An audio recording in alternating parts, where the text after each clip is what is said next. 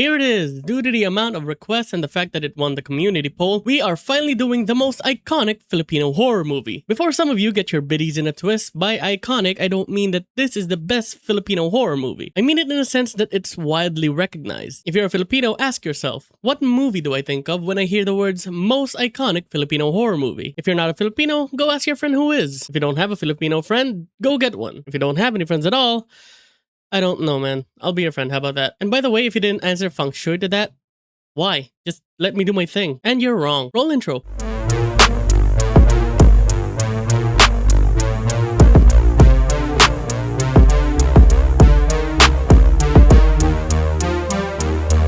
The movie begins as Joy wakes up in a bus about to get off, but before she does, she sees that a guy left a mysterious package in his seat. She tries calling for him and even tries chasing him, but she loses sight of him. Really? You didn't see the guy with the loudest t-shirt on the street? Dude's even lit up and everything. She gives up finding him after like 5 seconds as we see her buying some pandesal from Aling Bering. Bering notices the mysterious package and tells her that it's a bagua, used to ward away bad luck, showing Joy that she has one as well, but the one that Joy has is an antique. Bering tells her that she should always put it outside the house, and Joy confirms that she knows this, stating that she has a book on Feng Shui at home. As she's about to leave, she hears somebody crash off screen, but we don't see it or the aftermath as we move to her going back home inside a fancy subdivision. It even has multiple guards who will come to learn are absolutely useless. She arrives and reminds the tricycle driver Nestor to pick her up at 9 AM. As soon as she enters the house, their daughter Ingrid starts crying, so she and her husband Inton rush to her room to investigate. They see that it was because she was scared that her older brother Denton brought a huge-ass lizard in the house that he asked his friend Billy for. Joy asks who the hell Billy is, and Inton explains that it's the neighbor's kid. Inton leaves Ingrid to Joy, telling Joy that they are hungry and to prepare dinner. Could at least let her get dressed for a bit, you asshole. Ingrid complains about their new house and wants to live with her grandma, but Joy says she needs to get used to it and tells Denton to leave the lizard outside. Going downstairs, she hears someone knocking, and it's Nestor who gives her back the bagua that she left in the tricycle, stating that he looked at it and looked very handsome in the mirror. At the dinner table, we get a scene that, to be honest, doesn't really matter too much. All we get out of it is that Billy lives with his Aunt Ellen and Uncle Chidoro. What does matter is that after the dinner, we see the bagua covered in flies. Joy hears the flying flies and tries investigating where it's coming from, when Billy's lizard plops on her head, dead.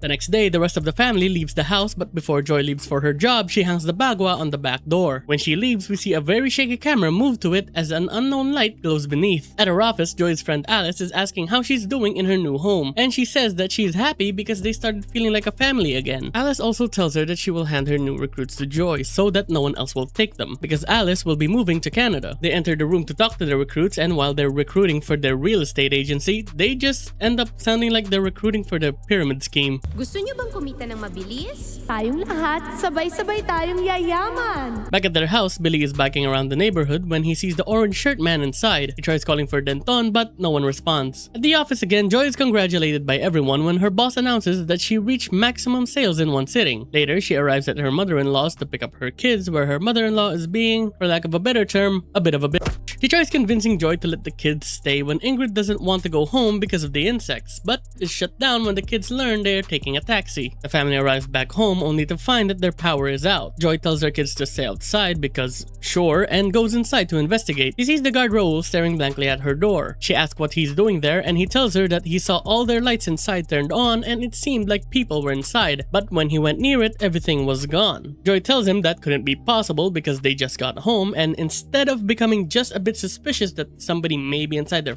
house, she asks him for a fuse instead, and the guard goes to get one. Really?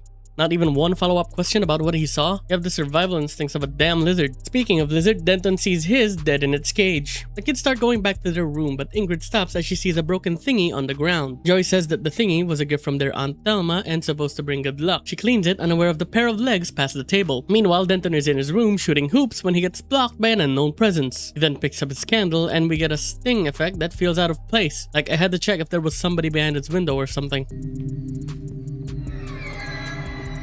It plays again 5 seconds later when he puts his candle up to the attic, and only then it felt right. Inton comes home and announces to his family that he got a promotion and a huge commission from his deal. His family congratulates and hugs him, but then Joy tells him that she also got a promotion, and his smile fades a bit when he realizes she got a bigger bonus than him. A little while later, Alice is at Joy's house giving Joy her list of clients. She then looks at the bagua at the door and moves it, hammering it on the wall, explaining that it should be in a more secure place. Joy tells Alice of their recent luck, and Alice theorizes that a good spirit, or a duende, a dwarf-like creature in the Philippines, may be living in their house, so Joy should treat them well. At the grocery store, Joy is doing grocery store things where she draws and wins a 10,000 peso gift certificate and a slot for a grand prize. Nothing happens after that big win, they just half-heartedly congratulate her and we all collectively fuck off. She's back at her house where she gives an offering of tocino and a fucking shot of milk to whatever spirit she thinks is giving her luck, asking it to bless her husband Inton on all his endeavors. Who the hell are you offering this to? Filipino Santa Claus? Santong Nicolas? Also, you gotta put more milk in there, that is not enough to wash that down. Meanwhile, Billy and Denton are hanging out, chanting at the attic, trying to summon the spirit that took his ball. They get scared when they hear the ball bouncing. At the same time, Joy hears footsteps somewhere in the house. Joy is at the office cafeteria the next day with her unnamed friends when unnamed friend number 1, reading the newspaper, tells them that somebody died in a car crash near Joy's house. He correctly deduces that it was the crash he heard from the beginning, and when friend number 1 says that the man is only 41 years old, she also calculates that he was born in the year of the rabbit. Is that actually your first reaction to hearing someone die? Calculating what year they were born and saying, oh,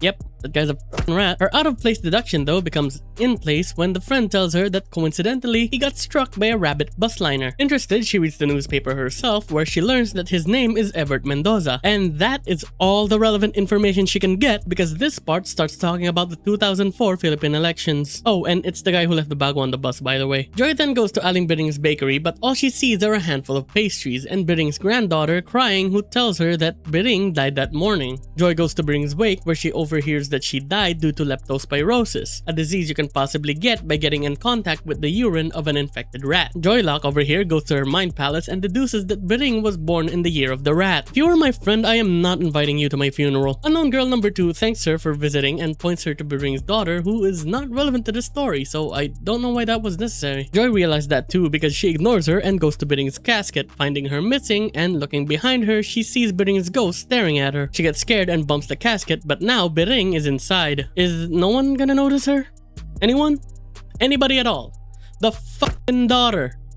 Alright, Biring, I guess. Wait, no, don't! Back at home, Ingrid snitches on her big brother and tells her mom that Denton snuck out to Billy's house. Joy goes there to pick him up, and this is where she meets Billy's uncle Chidoro, who we'll see again later, and Billy's aunt Ellen, who we never see again after this. As they're walking home, Denton tells her that Billy saw an old woman in their home that suddenly disappeared. She doesn't care that much and scolds Denton for sneaking out. She cares though when Ingrid tells her that a man has been walking outside their window at night. Joy asks what the man is doing, and Ingrid tells her that he doesn't do anything, but when he walks, all the cicadas stop making noises. Can you f off with your cicadas? They arrive back at their house seeing Inton doing the laundry as Joy catches him up to where they went. Inton then tells Joy that he needs to go to La Union for a business trip, so the kids would need to stay at their grandmother's for a few days. Later, as Joy is closing the windows in her children's room, we see the blurry silhouette of Everett outside, but when she turns around, he's gone. The next morning, a different tricycle driver picks up Joy and tells her that Nestor still hasn't come home. She's at a business meeting doing business things when her attention turns to a woman dressed in orange. She keeps looking at her when she spots Inton arriving, who shortly after leaves with the woman. As a result, Joy leaves her meeting and follows Inton. Outside, she calls him to ask where the kids are, answering that he just dropped them off at their grandmother's, and then proceeds to lie, saying that he is already on the highway and hangs up on her. Joy goes to her aforementioned friend Thelma, crying as she asks Joy if it happened again. Thelma then starts a tarot reading on Joy, where we learn that the homewrecker's name is Dina and that both her and Inton are dogs and that Joy is a tiger. You know what I mean. Joy asks her if this is her comeuppance for all the luck she's been getting, but Thelma tells her that she's lucky because she caught them and now has the upper hand. On her way back, she deletes some messages from Inton and returns to her very lonely home. She calls her mother-in-law to check on her kids when she starts hearing footsteps again in her house. She goes to investigate as creepy shit starts happening, but it stops when she sees Billy in her front yard. He's there asking for Denton because he's home alone. Joy invites him inside, where he tells her that at times he's scared to go near their house because the guards told him that the lights are on even when no one is inside, and that it's not just the guards that are scared of the house but other residents as well, because in the span of 1 week of them living there, 2 people have already died, Bering and Nestor. Joy didn't know that information yet, so she doesn't believe him, but Nestor shows up to prove his case. Scared, she immediately calls the guards, but when they arrive, they find nothing. She tells them that the guy looks like Nestor, but the guards tell her he already died, getting stabbed after losing his bet at a cockfighting event. He tells her that he was only 35 years old, and that is the look of someone who already did her calculations. The guards leave with Billy, and afterwards more luck comes to her as she gets a call from the grocery store saying that she won the grand prize from her draw.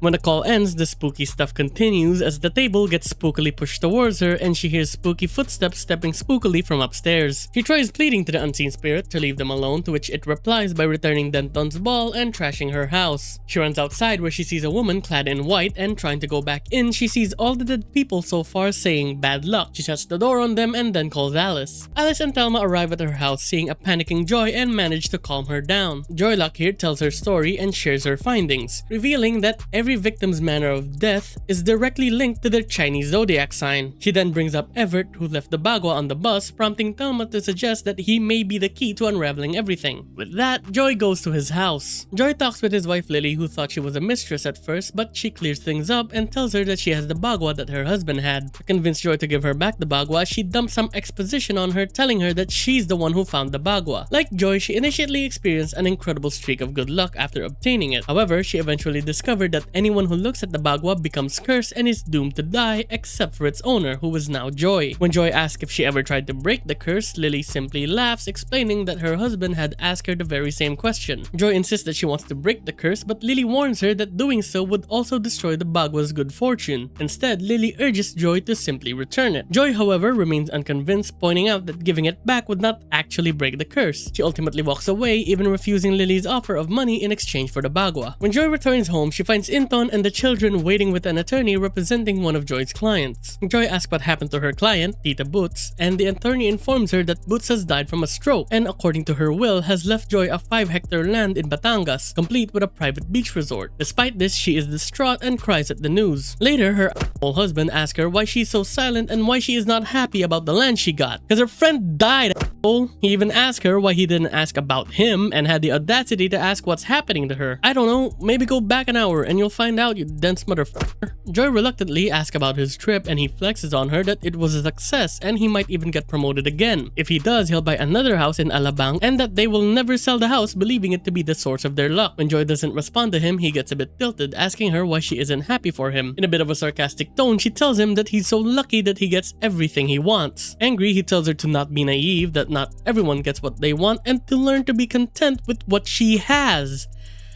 Bitch, you're the one dreaming about promotions and buying another house. You are literally contradicting yourself right now, you dumb cheating prick. Later, their kids are leading them to the window because they saw something in the other house, where the parents see the dead body of the guard Raul. The other guards arrive and the parents, being Filipinos, leave their goddamn kids outside and go to the crime scene. God damn it, Joy, you're supposed to be the good parent. Stop leaving your kids outside. Look, now Raul is there. The useless security guards just let the chismosos go inside as they find a video camera and just freely touch Raul's dead body, stating that it looks like he got bitten by a snake, and then ask for the camera and they just give it to the damn civilian. Jesus Christ, you guys are so incompetent. Don't let anybody in. Call the cops, the paramedics, call somebody, bro. Why are you feeling up Raul? Inton watches the video back and in it he sees that it's pointed to their house, where they see the spirits of Bering, Nestor, and the woman in white just strolling around. Joy looks back at her kids where she sees Raul coming into their house and goes after him. Nobody else sees Raul, so the family thinks she's going bat crazy. We then see Joy with Thelma and Alice, where we meet our Deus Ex Machina.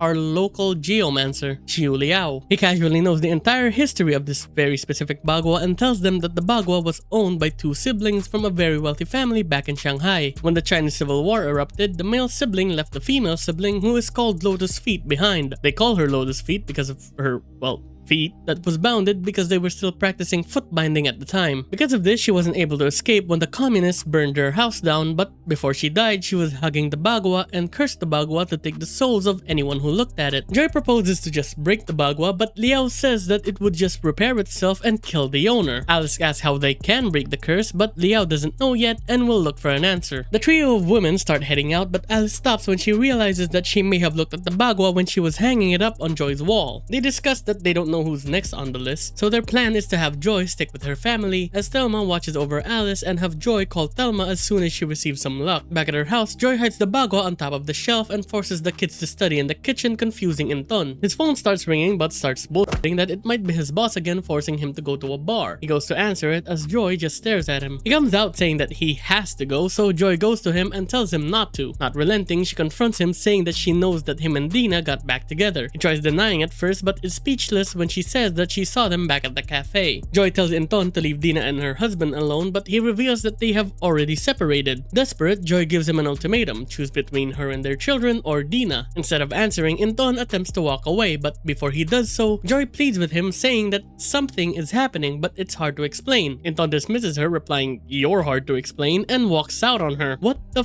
kind of playground response is that? Are you sure he's worth fighting for, Joy? Because he just sucks. At the front door, the home entertainment system arrives, but Joy is reluctant to sign off on it. They then hear gunshots in the neighborhood, and realizing they came from Billy's house, Denton runs towards it with his parents chasing after him. When they arrive, they find the body of a burglar who attempted to break into Billy's home. Joy tries checking who it is, but she doesn't recognize him. But she does start getting visions that Alice is in trouble, so she runs to go to her. While all this is happening, Thelma is doing a tarot reading on Alice when a gust of wind blows all of their cards. Alice goes to close the window, but as she does so, she gets catcalled by a drunk guy she refers to as Tito. Thelma looks at the fallen card, shocked, revealing these 3 cards. How very straightforward. Thelma starts getting angry, feeling betrayed that Joy still hasn't called her. Thinking she's keeping all the luck, she tries to call Joy when suddenly we hear the footsteps of Lotus' feet and see her feet. Somebody starts knocking on Alice's door. Thelma thinks it's Joy, but when Alice opens it, it's just Tito asking for ice. She tries shooing him away, but accidentally closes the gate on his fingers. They get into a shouting match, which escalates, resulting in Tito pushing Thelma away, forcing himself inside and locks the gate behind him. Alice runs away, arming himself with a knife, while Thelma goes to get help. Alice almost gets caught when she gets pinned by the table, but she manages to escape and runs away. Not far though, as she slips and gets hit in the head with an ironing board. She stabs Tito in the stomach and runs away again, but stops when Lotus' feet appears holding her dead body. Stunned, she is caught by Tito, who pushes her towards the window. The local watchmen manage to open another part of the gate, but they are too late as Tito pushes Alice out of the window, killing her and breaking her body 6 ways to Sunday. Some people start rushing toward her body as Joy arrives just in time to see the aftermath. Wait, that's the height you fell from? And your body is broken that badly? Also, she fell on crates of bottles. Theoretically, couldn't she have survived because the bottle would shatter and cushion her fall? Like, nasty cut, sure, but survivable. Somebody else do the calculations on that one. Sherlock, back at Joy's house, Denton wants to summon the ghost of the dead burglar to ask why he wanted to steal. Ingrid is scared and Billy is a bit apprehensive because of Joy's scolding, but they do it anyway. They start doing the same chant from earlier and they are successful as we hear someone crying and start to hold their hands. It's not the burglar though, but Alice, who screams at them, scaring the kids who run away to Inton. He starts scolding the kids, but when they get out of the room, they see the various ghosts of the Bagua's victims, including Everett, who is reaching for the Bagua, and Bering doing a stupid jump scare. They run away with Inton and the kids getting in the car and Billy getting on his bike. Joy gets back home finding her family missing and everything broken, much like Alice's bones. She looks around, not noticing any of the ghosts stalking her as she calls her mother-in-law asking for the kids. She reaches for the Bagua but it's no longer there. Instead, she sees it back on the wall outside. She starts getting angry at the Bagua for all that's happened to her, and when she tries to break it, Alice appears to stop her and knock her out. Plant Paws appears along with the ghost standing over her and saying bad luck at her. The next day, she gets woken up by the guards where the Bagua is no longer on the floor but back again on the wall. She goes to pick up her kids at her mother-in-law's but they don't want to. Mom here gets angry, saying to at least wait for Inton, but Joy tells her that she knows about Dina and she has no right to her family because she always preferred Dina over Joy. Joy forces the kids to go home, much to their reluctance, as the mother-in-law calls Inton. Speaking of Inton, she's trying to leave Dina behind to go to his kids, but Dina tries forcing him to stay, saying that she's scared of her ex-husband Louis. Inton says he won't be long and to not pick up any calls in the meantime. Joy has packed up her bags and leaves as it's Inton's turn to arrive at a broken household. Oh. We see Joy at Billy's house eating with Chidoro when the two boys ask if they can bike around the neighborhood. She reluctantly agrees and then gets a call from Xiu Liao. He tells her that to break the curse, she just needs to reject any luck coming towards her, and once she does, she needs to break the Bagua immediately. She discusses this with Thelma, who has arrived to take her and the kids. As they are packing the car, some guards arrive to tell them that the boys got into a car accident. Joy leaves Ingrid with Thelma as her and Chidoro go to the boys. There they see Denton Denton, relatively unscathed but has a bleeding arm, while Billy has been f***ed up. And then, Joy leaves Denton behind, saying that they need to bring Billy to the hospital and ask the guard to take him back to Thelma. Why are you leaving your kids again? He's also part of the accident. Look at his bleeding and possibly broken arm. Take him to the hospital with you. Stop leaving your fucking kids. But no, she tells Denton to have Thelma treat his wounds and that she will call when they're at the hospital. They arrive there where the doctor tells them that they can't start the operation because they don't have an AB blood type. But lucky for her, Joy is an AB blood type. They start taking her blood, so Joy gets a bit woozy, but because she accepted the luck, she gets another vision that Inton is next on the chopping block. I mean, is it really her that received the luck though? Because that's more for Billy than her. Regardless, she calls Thelma, saying that she couldn't refuse the luck because it's for Billy's life and now she needs to go save her cheating husband. Inton is at Dina's house when he gets a call from the guard about Joy being there, wanting to talk about the kids. Dina tells him to not believe Joy because she's scared of her. Jesus Christ, lady, are you afraid of everybody? Inton calls her at the lobby, angry at her for taking their kids, and tells her that if she tells him where the kids are, they will talk. She does so, and the lying asshole tells her to go up so they can talk face to face. But in actuality, he starts leaving with Dina and takes the fire exit to leave because one of the elevators isn't working. Meanwhile, Joy feels his bad intentions and calls Thelma to leave Chidoro's place. Joy comes to their room, but when Inton doesn't answer the door, Joylock makes the connection that they left via the fire exit. Also, I just have to say, I do like the small detail that their condo is on the 14th floor. Anyway, Joy spots them trying to escape her like she's Jason Voorhees, but when they arrive at the parking lot, Louis, Dina's ex-husband, arrives and shoots the homewrecker in the stomach and the cheating bastard in the back, as we see a dog tattoo on his arm. Joy hears this and goes to Inton when Louis starts pointing his gun at Joy. Joy recognizes him as Dina's ex, and Louis in turn asks her if she's Inton's wife. Joy confirms her former status and tells him that she understands him as both of them got tricked by their respective spouses. Louis tells her that he only has one bullet left and calls her lucky as he turns the gun on himself and does a sweep. At the car, Thelma gets a call from Joy telling her what happened and tells her to just go back to her house. As Thelma is driving, she spots a truck in front of her transporting some chicken and a cow. This prompts her to ask what the kids' birthdays are, and she realizes that Ingrid was born in the year of the rooster and that Denton is the year of the ox, the same as Thelma. She honks her horn at the truck and it tries overtaking the tricycle in front of it, but the driver must be blind as hell because they don't see the headlights right in front of them, causing them to swerve back as we hear a loud crash. We don't see the aftermath of that because we cut back to Joy returning to her home. There she meets Lily's attorney who offers her 5 million pesos for the bagua. She rejects the offer even when the attorney tries raising the offer to 10 million cash. With that rejection of luck, Joy takes this opportunity to scream at the bagua and shatter it like Alice's bones. After that, Thelma arrives at her house with the kids. Denton tells her that there was a huge crash on the highway, but luckily their aunt channeled Dominic Toretto and managed to avoid it. Joy tells them that they're safe now and that there are no more ghosts, but when Ingrid asks where Inton is, Joy avoids the topic and tells them to wash up. Joy hugs Thelma and thanks her for what she did, then leads her to the bagua showing her that it's been destroyed. Joy asks her what she's going to tell her kids about their dad, but Thelma tells her that she is the one with the problem of how she can tell Joy the news. Joy asks what news, and just then the kids come out holding hands with Inton. Thelma turns ghostly as she tells Joy that they were part of the accident. She starts screaming as we see her family also turn into ghosts. I'm sorry, I know that this is meant to be the big twist, but this just looks like a guy who had a very rough night out, coming home to his relatively healthy looking kids, and now he's using them to apologize to his wife. Anyway, we fast forward as a different family is moving into the house, but inside one of the boxes, their twin daughters see the bagua. They take it and show it to their mom as we see Lotus' feet inside their house, with that being the end